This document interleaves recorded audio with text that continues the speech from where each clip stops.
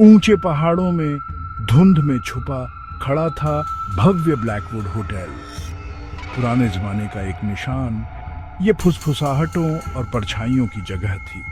लोग डर के मारे इसके बारे में बात करते थे, यात्रियों को दूर रहने की चेतावनी देते थे।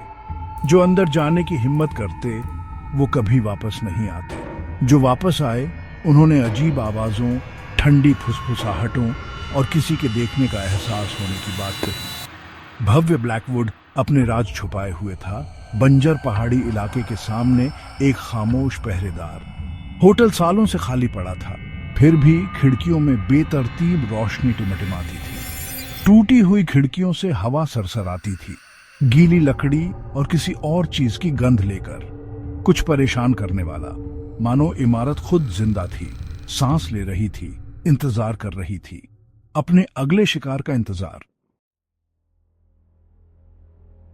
अमेलिया, एक पैरानॉर्मल खोजी, ब्लैकवुड की कहानियों की तरफ खींची चली आई। अपने ईएमएफ रीडर, कैमरा और एक डायरी के साथ वो पहाड़ की तलहटी में पहुंची। उसका लक्ष्य सरल था, होटल के डरावने रहस्यों के पीछे का सच उजागर करना। उसने अनगिनत भूतिया जगहों का सामना किया था, हर एक की अपनी खौफनाक कहानियां थी। लेकिन भव्य ब्लैकवुड में कुछ ऐसा था जो उसे अपनी ओर बुला रहा था। उसे सिर्फ डर नहीं लग रहा था, बल्कि एक अजीब सी उम्मीद भी थी, मानो होटल उसका इंतजार कर रहा हो। कभी भव्य रहा प्रवेश द्वार अब खंडहर में था। धूल से ढका फर्नीचर समय के साथ जमा हुआ सा था। झूमरों पर मकड़ी के जाले भूतिया कफन की तरह लिपटे हुए थे।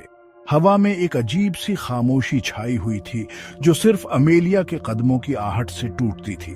उसने ठंडे संगमरमर के रिसेप्शन डेस्क पर अपनी उंगलियां फेर दी। एक धूल भरी गेस्ट बुक खुली पड़ी थी, जिसकी आखिरी एंट्री दशकों पुरानी थी। लिखावट जल्दबाजी में और घबराहट भरी थी। चले जाओ, उस पर लिखा था, इससे पहले कि बहुत देर हो जाए।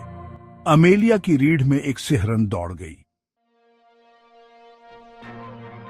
बेलहॉप पतली हवा से प्रकट हुआ, एक दुबला पतला आदमी जिसकी आंखों में कोई जान नहीं थी। वो अमेलिया को अंधेरे गलियारों से ले गया।